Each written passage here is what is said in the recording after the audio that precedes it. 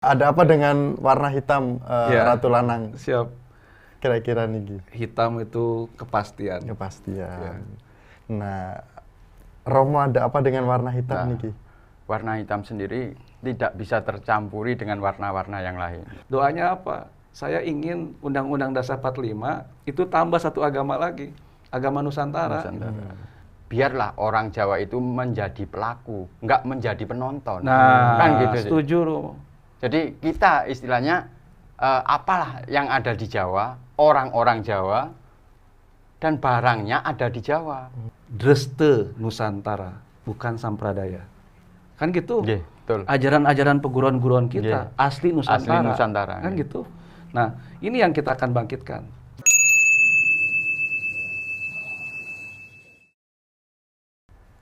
Om Swastiastu, Om Swastiastu. Rahayu pemirsa Hindu Channel, tentu saja hari ini akan sangat berbeda dengan konten-konten sebelumnya. Mungkin pemirsa Hindu Channel sudah menonton terkait dengan tokoh-tokoh Hindu kita yang sangat luar biasa, dan ternyata ada pemirsa Hindu Channel yang sudah menyampaikan ada komen bahwa tolong dong bisa menyatukan dua tokoh hebat kita atau orang suci kita yang diskusi terkait dengan permasalahan atau kondisi umat atau perjuangan menjadi Sulinggi, Pinandita ataupun Romo. Dan hari ini kita berhasil mengundang, dan sangat istimewa sekali, karma baik sekali khususnya Hindu Channel bertemu dengan narasumber kita dari Tengger, Romo Dukun Pandita Puja Pramana. Nggih, sehat Romo nggih? Astungkara Astungkara. sehat. Dan Nggih. juga kami berhasil mengundang Ide Pandita Agung Putra Nata Siliwangi Manuabe Oke, yang Sampurasun. sudah Om tampil terus di Hindu Channel. Terima kasih Mas Miko. Atur Oke. nuhun, Nggih. sudah Iya. menyempatkan waktunya. Siap. Dan ada apa nih kok bisa hitam semua? Ini juga aneh ketemu Nggih. beliau. Ada apa dengan warna hitam Ya. Ratu Lanang? Siap. Kira-kira nih, Hitam itu kepastian. kepastian. Nah, Romo ada apa dengan warna hitam Nah, nih? Warna hitam sendiri tidak bisa tercampuri dengan warna-warna yang lain. Swaha. Dan Romo izin niki ada umat Hindu yang ingin mendengarkan bagaimana kondisi umat Hindu kita khususnya di Tengger saat ini. Mungkin nanti bisa diskusi dengan juga Romo Ratu Lanang dari Sunda niki kebetulan. Karena jarang sekali kita bisa satu tempat dari Sunda dan dari Tengger. Nggih, Monggo nggih. Romo. Nggih. Terima kasih waktunya nggih ampura. Oke, Gitu. silakan Romo, monggo, Nggih. monggo. Sebelumnya Romo sapa dulu umat-umat yang dari Tengger, Hongulun, Basuki Langgeng, tentang kondisi keumatan yang ada di Tengger, Astungkara. Mereka istilahnya banyak yang memang tantangan-tantangan yang perlu mereka jalani. Contoh seperti melestarikan budaya. Dan umat Hindu di Tengger sendiri, Astungkara sampai sekarang masih tetap istilahnya peduli dengan adanya budaya-budaya yang ada di Tengger sendiri. Jadi setiap ada budaya apapun yang di Tengger, itu pasti umat Hindu yang paling eksis. Wah, Tuh. oke, siap. Jadi cuman terkendalanya umat Hindu yang ada di Tengger, khususnya pemuda-pemuda yang ada di Tengger, nah itulah masih minim-minim pengetahuan. Nah, jadi semoga saja nanti ke depannya adalah istilahnya peningkatan SDM dari masyarakat dan anak-anak muda yang ada di Tengger. Gitu. Nggih, Romo. Kemudian Romo Ratu Lanang niki. Apalagi istimewanya kita jauh-jauh Romo sedari Luar biasa ya. Hindu Channel. karma apa ini yang nggih. Nggih, monggo Iya. apalagi dari Sunda niki kan Siap. sangat luar biasa nih. Gini apa? Nyon sewu Romo. Nggih. Tadi begitu pas nyampe ada Romo, saya bilang ini Mas Miko nih luar biasa. Saya nggak di WA ada Romo, tiba-tiba ada sosok apa gini. Saya meyakini, ide meyakini tiap tempat itu ada local wisdom. Makanya berkali-kali ide bicara di tempat manapun kalau bisa bicara, Indonesia ini taksunya dunia.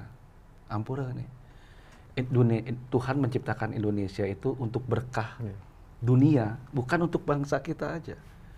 Jadi dari zaman dulu bangsa Indonesia itu adalah berkah untuk semua umat manusia di dunia. Ada beliau, sekarang ada Romo Tengger, Nyon Sewu Romo. Ini di pesamuan sama Pak Dite kemarin, itu kita merubah tatanan yang sudah demikian lama ada di Kesabah Panditaan di Bali, bahwa dirubah, bahwa bagaimana sekarang Sabah Pandita mengadopsi semua artinya local wisdom yang ada di Nusantara ini, khususnya yang ada di Tengger. Karena waktu dalam pembicaraan kita bicara bagaimana Hindu Nusantara, bukan Hindu Bali lagi. Karena gini, kalau kita lihat orang Bali mah udah nggak usah diurusin, Hindunya udah jalan gitu. Tapi bagaimana Hindu di Tengger, Hindu di Dieng, Hindu yang ada di Bromo, yang ada di Sunda, yang ada di Galuh dan sebagainya, itu bisa bangkit kembali. Nah, ini menjadi satu gimana ya? Ini Mas Miko ini luar biasa. Jadi baru kita bicara kemarin di pesamuan, sekarang diwujudkan ketemu sama Romo. Jadi saya bisa menyampaikan langsung hasil pesamuan kan gitu. Nah, arti pertemuan ini sangat luar biasa, Romo. Astung Karewa Nugraha Ida Betara Agung. Jadi bisa duduk bareng begini, lalu bisa ditonton oleh Hindu Channel, sahabat-sahabat Hindu Channel, bahwa Hindu itu besar. Hindu itu bukan hanya di Bali, tetapi bayangkan, sekarang ada namanya Romo Tengger, beliau seorang Sulinggih yang lahir dari local wisdom, yang akhirnya oleh PHDI kemarin dirubah. Local wisdom bisa masuk ke Sabah Pandita. Ini yang saya sampaikan. Jadi mudah-mudahan tidak hanya dari Sunda, ya. Saya tidak bicara Jawa Barat nih. Karena kalau kita bicara Jawa Barat, Jawa Tengah, Jawa Timur, maka kita masih di kotak-kotak oleh Belanda lagi. Kita bicara Sunda gitu. Saya suku Sunda, Romo suku Tengger, ada namanya dukun, ada namanya apa. Kemarin kita sudah sepakat. Dukun di Tengger itu kita tambahkan ide, resi, dukun gitu. Nah, dukun di sini sebagai local wisdom, penghargaan atas dari negara kepada para dukun yang sama setara gitu. Nah, setara apa?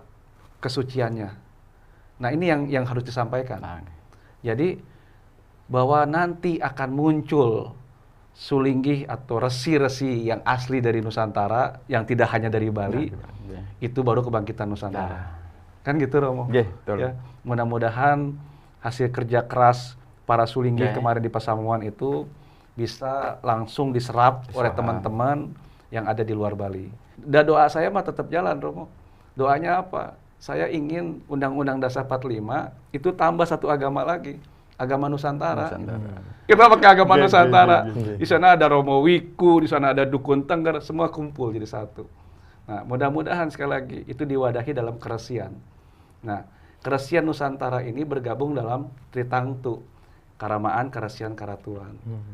Nah, dan dari zaman dulu bangsa kita sudah mengenal Majelis Tritangtu, Rama, Resi, Ratu. Nah, resinya ini kan belum pernah ada gitu, belum pernah muncul. Nah, mudah-mudahan besok, kita bisa kotak-kotakan dengan Mas Miko. Nanti dari Tengger, dari Bromo, dari Dieng, kita deklarasi Rama, Resi, Ratu, Nusantara. Jadi berdirinya Majelis Tritangtu gitu. Mudah-mudahan dari bangkitnya Majelis Tritangtu, bangkitnya Nusantara kita. Gitu, Romo. Nyon Sewu. Kita pastinya. Siap. Ratu Lanang niki izin tadi berbicara terkait dengan energi Nusantara. Niki kami akan bertanya juga kepada Romo, apakah di Tengger juga untuk belajar atau sekolah atau pendidikan terkait dengan kesulinggihan itu harus ke Bali karena kan Ratu Lanang Belajar ke di Bali, Bali, belajar di Bali nggih. Nah, apakah di Tengger juga di Bali juga posisi atau seperti apa Romo di khususnya di Tengger? Apakah memang dilahirkan Romo Dukun itu memang asli dari Tengger dan dididik atau belajar memang dari secara spiritualnya memang dari khususnya dari Tengger itu Dari sendiri? Tengger itu sendiri. Nggih. Khususnya kalau untuk di Tengger sendiri, itu di situ sudah ada wadahnya. Ya, yang disebut dengan Paruman Dukun Pandita.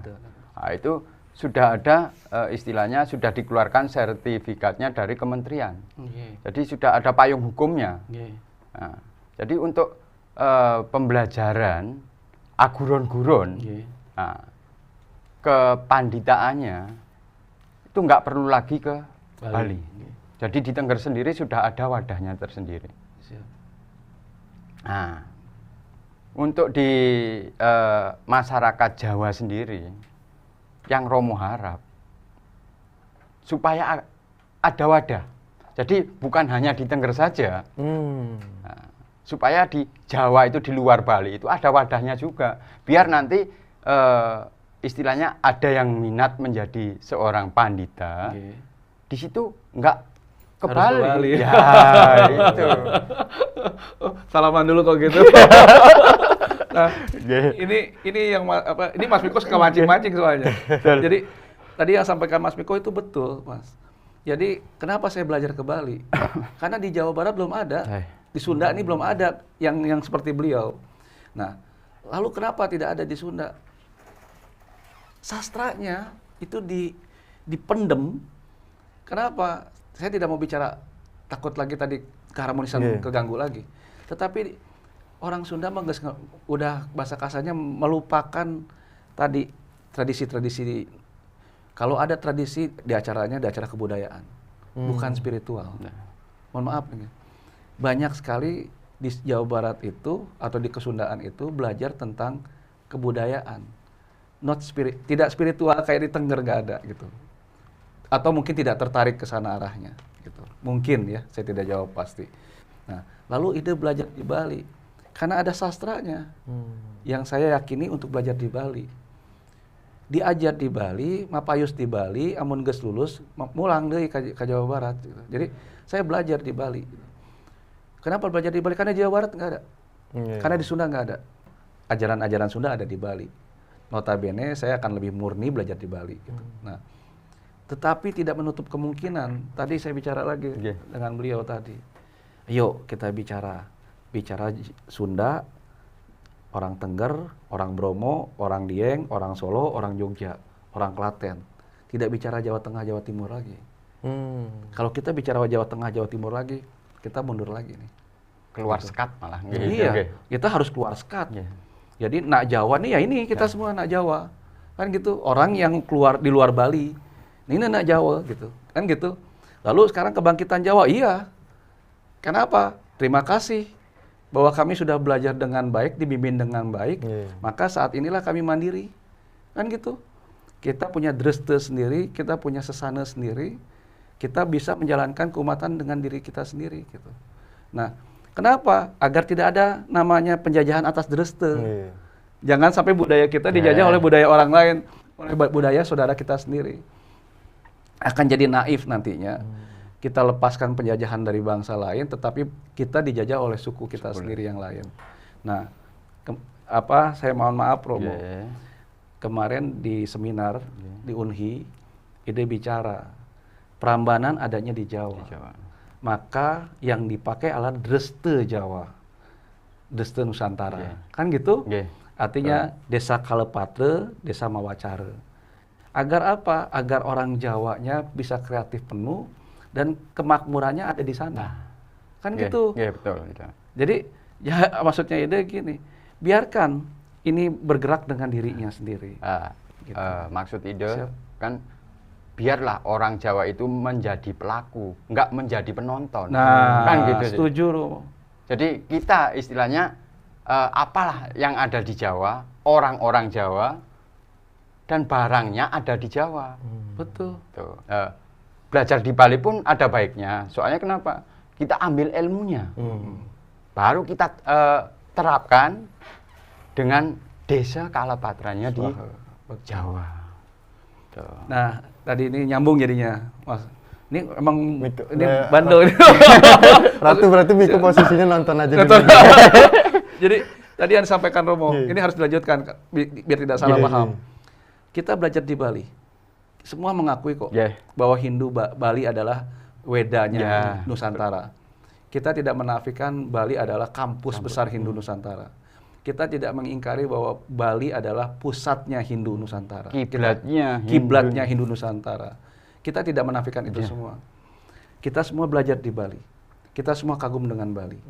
Dengan sesananya, aturan-aturannya, drestenya dan sebagainya. Dreste Nusantara, bukan Sampradaya. Kan gitu. Betul. Ajaran-ajaran peguruan-guruan kita asli Nusantara. Asli Nusantara. Kan gitu. Nah, ini yang kita akan bangkitkan.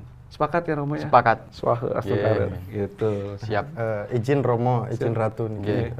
Biar tidak terkesan Miko hanya Nonton. Karena dari tadi Miko tidak sama sekali, Romo tidak nengok. Romo tidak lihat ke Miko, Ratu tidak lihat ke Miko. Di sana takut kena kamera tengahnya kan. Jadi Miko nanti malah siap. Nah, jadi gini, Ratu dan juga Romo terkait dengan kondisi perjuangan dari Ratu Lanang karena berada di PHDI, karena tidak lagi sudah ada lah di PHDI namanya Ujang, AA gitu dan sebagainya sudah ada di sana. Gus Ayah ya nama. Gus Ayah. Kemudian gini Ratu, bahwa ternyata pikiran kami bahwa orang yang melihat Sulinggi atau Bedande atau Romo Muput, kami tidak melihat beban seorang Sulinggi itu apa yang disebutkan pada hari ini. Kami melihat ya Muput, ikhlas, tulus. Tapi ternyata di balik dari ketulus ikhlasan itu ada sebuah perjuangan yang dilakukan oleh Ratu Lanang, dan ada sebuah pemikiran yang dimana Romo Dukun bahwa orang Jawa ya harus melakukan tradisi, dan juga ininya jangan sampai Banten-Banten yang di luar dari Jawa itu. Tradisi kita. Tradisi khusus Jawa. harus tradisi lokalnya seperti itu. Nah, pertanyaannya adalah, emang nggak nikmat menjadi Sulinggi? Maksudnya? Nggak nikmatnya seperti ini, bukannya jadi Sulinggi sudah makmur gitu loh. Panggil lagi. Gitu, karena yang dilihat kan ya sudah, Muput gitu kan, Ampuran itu ada kemana-mana dibiayai dan lain sebagainya gitu loh. Jangan sampai Romo menceritakan saya perjalanan ke daerah-daerah seperti ini. Nah, ini harus disampaikan juga ke umat Hindu. Karena bukan diantar dari pakai mobilnya yang nikmatnya itu. Setuju. Mungkin Romo. Nah, kalau untuk Romo Dukun Pandita yang ada di Tengger, nggak semudah itu, nggak seenak itu. Nah, soalnya kenapa? Romo sendiri pas waktu diundang untuk menjadi narasumber di Jakarta, Romo sendiri nggak langsung berangkat, nggak. Masih di situ ada lembaga Ketua Paruman. Jadi Romo sendiri masih pertama izin ke Ketua Paruman, kedua ke Parisade Kabupaten, ketiga bahkan ke Kepala Desa, sampai ke Parisade Desa. Soalnya kenapa? Romo Dukun Pandita di Tengger itu tanggung jawabnya penuh. Soalnya banyak, nggak hanya orang di luar Tengger. Di Tengger pun mereka mengakui bahwa lebih baik nggak punya kepala desa daripada nggak punya Romo Dukun. Iya, setuju. Soalnya kalau kepala desa nggak ada, masih ada perwakilan. Tapi kalau Romo Dukun nggak ada, gimana? Seumpama ada kematian, upacara fitriyatnya, siapa yang melaksanakan? Soalnya nggak ada perwakilan. Nah, jadi kita sebagai Romo Dukun yang ada di Tengger, tanggung jawab penuh terhadap anak cucu yang ada di Tengger. Jadi Paruman sendiri menegaskan, silahkan turun gunung. Memang sudah waktunya seorang Brahmana turun gunung. Tapi pentingkanlah dulu umat yang ada di Tengger. Jadi jangan sampai umat yang ada di Tengger Tidak itu terlayani ya. tidak terlayani. Oh. Itu malah yang jadi masalah nantinya. Tuh. Nah, kemudian Ratu, Iya. Sini satu dulu aja bagian dulu ya. Oke. Iya. Di Tengger adakah akses posisi umat Hindu kita yang sulit untuk dijangkau sehingga Ratu hadir, Romo, dukun hadir ke lokasi, khususnya di Tengger? Ada. Seberapa kondisinya umat kita di sana? Nah, contoh di desa Kedung. Nah, itu kecamatannya Puspo. Itu jauh dari istilahnya dari desa-desa yang lain. Nah, dan kalau kondisi umatnya sendiri ya memang ya itu tadi SDM-nya kurang, perlu butuh bimbingan masih. Tuh. Untuk akses ke sananya sangat sulit juga. Sangat sulit. Jadi ada jalan yang istilahnya pakai aspal. Cuma jauhnya bukan main. Padahal dekat loh. Kita Romo lihat dari desa Romo itu kelihatan. Tapi aksesnya, kalau istilahnya kalau orang Tengger itu brobos. Ya, brobos itu istilahnya cari jalan pintas. Babat alas ya. Udah nggak bisa dilalui sepeda motor kalau perlu. Oke, siap. Itu. Nggih, Ratu, Ya. apakah di Sunda sama seperti itu? Di- Dan dengan kondisi seperti Romo bagaimana Nggih. menurut Ratu Lana? Kalau saya Astungkare, gini loh, Sunda ini belum seperti Tengger. Artinya komunitas Hindunya bangkitnya belum seperti Tengger. Tapi kalau bangkit pun pasti akan sama kondisi medannya gitu. Betul. Akan sama-sama sulit. Kayak kemarin misalnya kita datang ke Baduy Dalam, kemana, yang tembus mesti 6 jam perjalanan, lalu tambah jalan kaki. Nah, ini di Jawa Barat juga banyak tempat-tempat seperti itu. Tetapi belum menjadi sentral atau tempat kumpulnya masyarakat Hindu. Saya masih bersyukur, belum seperti beliau. Saya masih dalam tatanan artinya hukum yang saya jalankan. Nah, tetapi tanggung jawab yang sama atas pengembangan agama Nusantara, agama Hindu kita di masing-masing daerah. Menjadi penting di saat kita melihat local wisdom itu menjadi soko guru. Jangan merubah semua, jangan merubah kata kita. Kita jalankan apa yang mereka lakukan yang sudah mentradisi ratusan tahun. Kadang-kadang gini, kita belajar, lalu kita merasa kita paling pintar. Ya Romo ya. Iya, betul. Banyak yang seperti Ya, itu. belajar kita merasa paling pintar, lalu kita mengajarkan yang kita rasakan pintarnya kita pada mereka. Padahal mereka sudah tahu. Nggih. Ya kan gitu? Nggih. Jadi kita menjadi orang bodoh di depan orang bodoh. Betul lah, betul. Jadi kita mengajarkan ini, kata dia lebih tahu daripada kita. Nah, jadi kayak seolah-olah kita pintar di depan orang pintar gitu. Lalu kita jadi orang bodoh di depan orang pintar. Nah, ini yang unik Romo. Nah, kayak tadi Romo bilang, ada yang SDM-nya kurang. SDM itu ada dibagi-bagi, Mas Miko. Ada SDM kehinduan, atau SDM tradisi, atau SDM tentang kewikuan keromoan tadi. Nah, tapi sekali lagi gini, Sulinggi, Romo, Pandita, Resi, itu bukan belajar melalui SKS. Gitu. Ini adalah perjalanan spiritual. Bagaimana pencapaian spiritual seseorang. Bukan SKS-nya banyak lulus lalu dia jadi seorang ya Romo ya. Jadi wah kuliah di UGM nih. Jadi nggak bisa dia kuliah di UGM, kuliah Hindu, ya lalu dia jadi seorang Romo, nggak bisa. Nah, sama dengan di Jawa Barat juga sama. Dia kuliah di Unpad misalnya, SKS belajar tentang kehinduan kehinduan Jawa Barat. Lalu tiba-tiba jadi Sulinggi, ya nggak bisa. Nah, karena gini, Hindu di kita ada way of life. Cara pandang, cara hidup.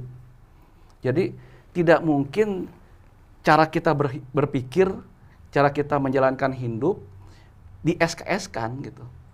Nah, kalau orang belajar Hindu tentang SKS, maka dia hobinya membuat orang salah dan benar saja. Tapi kalau orang yang menjalankan seperti Romo Dukun Tengger, beliau tidak akan mengatakan orang salah. Kenapa? Karena kita sepakat. Di saat kita mengatakan orang itu salah, maka kita lebih salah. Lebih salah lagi. Di saat orang kita mengatakan dia tidak suci, maka kita tidak suci. Itu pikukuhnya kita. Nah, ini yang harus dipelajari. Maka tadi beliau bilang, SDM-nya kurang. SDM itu ingin yang menyerahkan hidupnya, bagaimana menjalankan kesucian, kebenaran, kehakikian kepada Tuhan yang Maha Kuasa. Itu jarang, Mas Miko. Tadi aja kita bicara, mau nggak? Nanti kalau jadi Sulinggi, jadi Romo, makan saya gimana? Kan gitu. Beliau aja tadi mau pergi ke sini minta urutan. Nah, kemudian Ratu, bahwa apa yang Romo dulu nih, Romo dengarkan curhatan umat Hindu kita khususnya di daerah, dengan kondisi apa, kondisinya bagaimana? Karena ada yang menyampaikan bahwa sebenarnya saya ingin melakukan upacara-upacara, cuman gimana ya cara menghubungi Sulinggi, kemudian nanti kalau misalkan Pedanda atau Sulinggi atau Pinandita atau Romo itu lumayan besar upacaranya, kami bingung gitu. Nah, apakah ada curhatan-curhatan mungkin dari umat Hindu kita di daerah, tidak hanya di Tengger, mungkin di mana Romo Muput seperti itu, apakah ada seperti itu? Nah, pertama Romo jelaskan tentang yang ada di Tengger. Nah, kalau di Tengger sendiri, pertama mereka sadar tentang upacara dan upakara.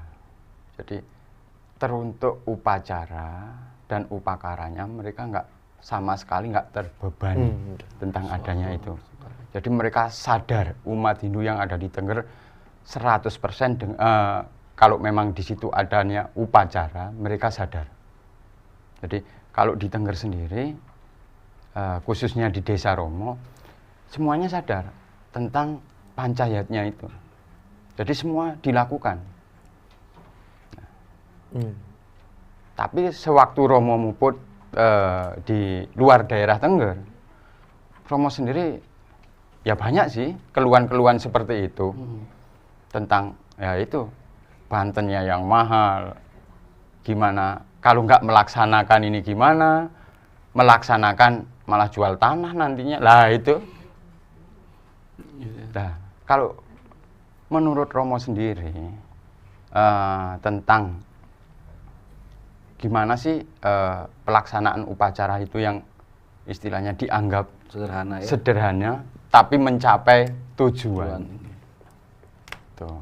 Jadi meminimalkan mungkin, seminimal mungkin biaya yang kita keluarkan, tapi upacara itu terlaksana. Tuh. Sampai sekarang juga di Tengger sendiri, pertama Parisada juga memikirkan seperti itu. Soalnya kenapa? Nggak hanya sekarang, jangka waktu ke depannya. Ampura nggak ide? Setuju. Nah, ke depannya yang kita pikirkan. Soalnya nggak mungkin tambah tahun harga bahan pokok akan turun. Pasti meningkat. Tuh. Dan gimana kita memikirkan umat anak cucu kita ke depannya nanti? Kalau itu istilahnya apa ya? Lah. Dan kebanyakan masyarakat itu yang dipandang yang di atas. Jadi memandang ke atas, nggak memandang ke bawah. Jadi lihat Bantennya lihat ke atas terus ya.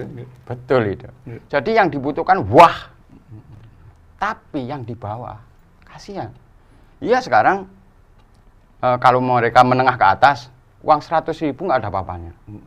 Tapi kita lihat yang menengah ke bawah, kasihan itu. Tuh. Nah kemudian Romo, apa yang Romo sampaikan kepada umat ketika ada sesuatu hal yang memang menjadi pertanyaan itu dan kegelisahan umat kita yang disampaikan oleh Romo. Kemudian Romo menyampaikannya, memberikan nasihatnya seperti apa pada saat itu? Pertama Romo sampaikan kalau di Tengger sendiri, memang Ampura itu nggak seperti di Bali.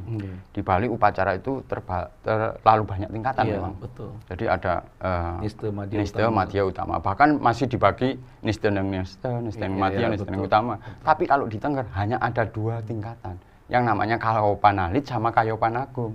Cukup itu. Kalau nggak mampu Kayopanagung, Kayopanalit nggak masalah. Tuh. Jadi jangan sampailah kita membebani umat kita. Nah Ratu, jangan sampai kita membebani umat kita. Apakah ada sama pertanyaannya, ada yang curhat dengan Ratu Lanang terkait dengan, karena Ratu Lanang pasti beberapa kegiatan baik di Jawa, di Bandung dan di kegiatan keumatan Sunda, bahkan di Bali. Pasti ada yang menyampaikan itu dan sangat. sangat ada.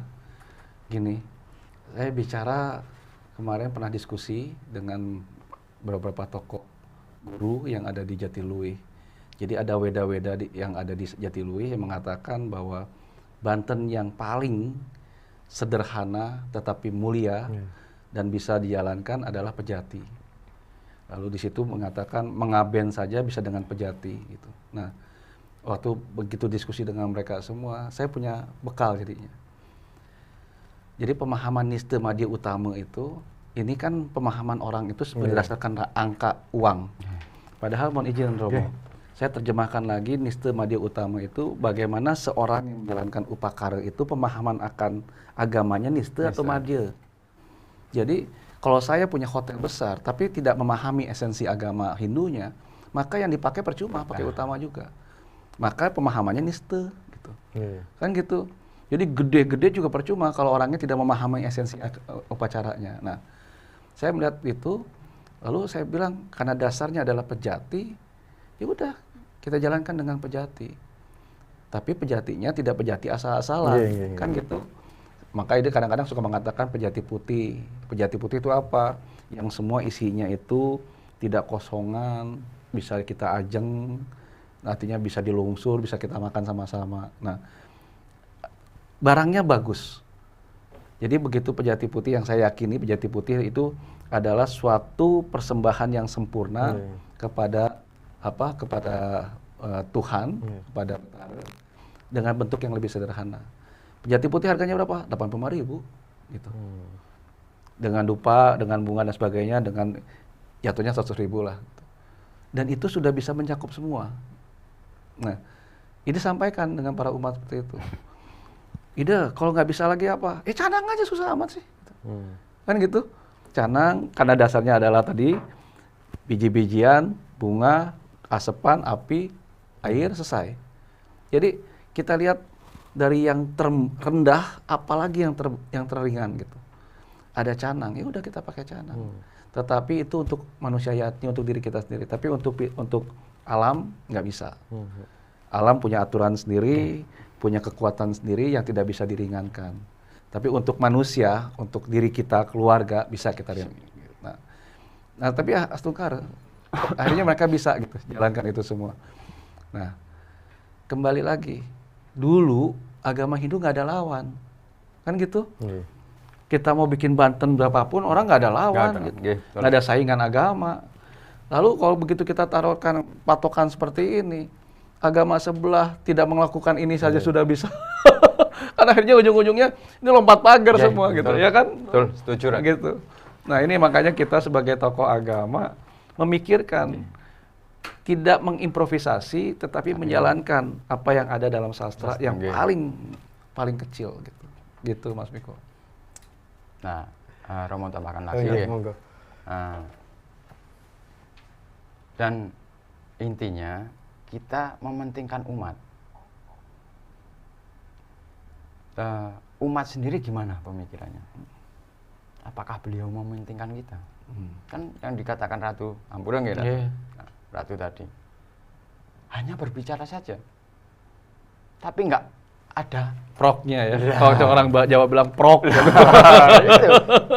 gitu. Kita mementingkan umat, tapi umat-umat sendiri. Contoh sekarang kita mementingkan umat yang menengah ke bawah, tapi yang menengah ke atas hanya bisa bicara aja. Mudah-mudahan dengan Hindu Channel semuanya sadar. Nah, pemirsa Hindu Channel, apa yang kita lihat terkait dengan kegiatan upacara-upacara di lingkungan kita, baik di pura, di kegiatan upacara lainnya, inilah kenyataannya tokoh-tokoh kita yang luar biasa, Ratu Lanang, Romo. Di balik perjuangan itu semua, memikirkan umat itu tetap nomor satu. Bagaimana caranya umat itu tidak terbebani dengan sesuatu, apalagi masalah Banten seperti itu. Dan kemudian, ini sebenarnya kita sudah diskusi beberapa pekan lalu, Romo dan juga Ratu. Namun apa sebenarnya yang ingin Romo sampaikan kepada umat Hindu kita supaya tidak merasa tekanan dalam menjalani sebagai umat Hindu dan merasakan damai menjalani sebagai umat Hindu, dan tentu saja secara mendidik anaknya juga ini benar-benar turun-temurun terkait dengan tradisi Hindu itu, terkait dengan upacara dan lain sebagainya, supaya lebih generasinya tidak loncat tadi seperti itu yang disampaikan oleh Ratu Lang dan juga Romo. Silahkan ke. Untuk seperti umat sendiri, pertama biar nggak istilahnya merasa terbebani dengan adanya upacara dan upakara. Pertama, hati tulus ikhlas. Itu yang terpenting, tulus ikhlas. Percuma kita mengadakan upacara besar tapi kalau hati kita nggak tulus ikhlas. Jadi keikhlasan. Tuh. Yang kedua. Yang kedua adalah kesabaran. Tuh. Jadi untuk upacara sendiri nggak ada waktu. Kalau kita nggak kuat sekarang, besok bisa kita laksanakan. Kalau nggak kuat besok, lusa kita laksanakan. Jadi istilahnya butuhlah memang kesabaran dengan hati ketulus ikhlasan itu. Jadi kalau untuk umat sendiri, kita sebagai seorang sulingge istilahnya itu sudah berusaha lah untuk gimana sih umat itu supaya ringan dengan adanya upacara dan upakara. Ya, Romo setuju dengan apa yang dikatakan Ratu. Jadi nanti umat itu terbebani dengan adanya upacara dan upakara, loncat pagar, kan gitu tadi. Itu Romo setuju memang. Siap. Ya. Kalau seperti itu terus, kedepannya habis umat kita. Tuh. Jadi pertama kita sudah berusaha untuk istilahnya meminimalkan agar umat itu nggak terbebani. Cuman yang menengah ke atas itu ya jangan diam juga. Butuh ngopeni. Lah, subsidi silang. Gitu. Nah, cukup kayaknya untuk Romo sendiri apa yang Romo sampaikan nantinya. Nah, Ratu, untuk memperkuat generasi kita dan juga umat Hindu kita terkait dengan sambung dari Romo tadi. Ya. Gini, makanya tadi Ida pernah bicara sama Mas Miko, kenapa Sulinggi turun gunung? Sampaikan rasa. Kalau ujuk-ujuk orang datang karena ada masalah upacara, cintanya kepada agamanya tidak timbul, tidak muncul, tidak terpupuk, berat Mas. Dibilang sama Ida, wih kok saya katanya mau nikahin anak harganya sekian, kan gitu. Kok berat sekali harganya, tetangga sebelah nggak gitu kok, kan gitu. Kenapa? Karena umat datangnya pas lagi ada masalah. Kita tidak pernah datang memupuk umat dalam bentuk cinta kasih. Semuanya diem di griya. Harusnya semua Sulinggi turun, bertemu dengan umatnya. Seorang pendeta itu datang ke tokonya umatnya, doakan tokonya agar laku. Datang ke warungnya, warungnya biar laku. Datang ke lapaknya, lapaknya biar laku. Kenapa? Agar hidup. Tapi sekarang gini, kita kan sibuk mensucikan tempat. Kita terikat oleh tempat yang suci. Padahal kita bisa mensucikan semua tempat. Kan gitu. Jadi kenapa sih takut banget turun gunung gitu? Toh kita punya ilmu pengetahuan yang mampu menciptakan agar apa yang kita pegang itu jadi hidup. Hidupkan mereka. Gitu. Kayak waktu itu pernah Ida datang ke satu pasar ikan, semua kaget ada Sulinggi datang ke pasar ikan. Kan gitu. Terus saya bilang, "Loh, salah saya apa? Saya mendoakan Bapak, Ibu biar ikannya laku. Biar yang dijualnya bagus, yang dapat ikannya juga bagus, yang salahnya di mana?" Enggak, tapi nanti katanya ide kotor badannya. Loh, kotor badan lebih bagus daripada kotor hati. Kalau kotor badan kita ngelukat sudah selesai. Kok kotor hati kan nggak bisa bersih, kan gitu. Nah, makanya tadi berkali-kali dia bilang, ayo para sulinggi turun gunung, kita rawat tanaman kita. Kalau kita sulinggi, ini umat kita nih, gitu. Kita rawat mereka dari gulma, dari kata-kata yang kurang baik, pikiran yang kurang baik, perbuatan yang ya kita pupuk dengan cinta. Kita datang dengan cinta, kita berikan cinta kasih, maka dia akan merasakan cinta. Tapi yang jadi masalah kan kita datang dengan kepentingan biasa rata-ratanya. Kan gitu. Mohon maaf nih, tidak banyak yang seperti beliau, artinya para tokoh yang masih bergerak di tradisional, itu kan dia benar-benar domainnya adalah hati. Tapi di saat namanya sulinggi profesional, nah awas nih, yang sudah mengatakan saya S3, saya begini, saya profesional, lihat biodata saya ada di media sosial. Sejak kapan media sosial sebagai track record? Gitu. Pembunuh bayaran juga ada di media sosial, kan gitu. Tapi ini yang tadi saya bilang, kita rawat umat kita dengan cinta. Yuk kita bersaing. Kamu bisa nggak berikan cinta pada umat tanpa ada kepentingan?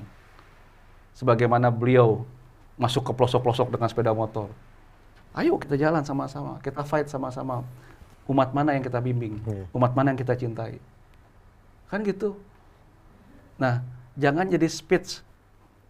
Tidak bisa melakukan seperti Romo, kita akan ucapkan speech kepada dia. Ucapan kata-kata buruk. Padahal beliau diangkat oleh keyakinan, bukan oleh SKS. Sekali lagi saya tegaskan, beliau jadi Romo karena keyakinan umat di sana, bukan dari SKS. Kan gitu. Artinya jangan merasa jumawa hanya karena tahu sastra gitu.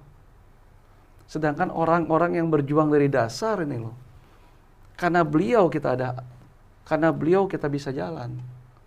Kalau tidak ada namanya Romo Tengger, dukun-dukun yang ada, bubar Hindu ini.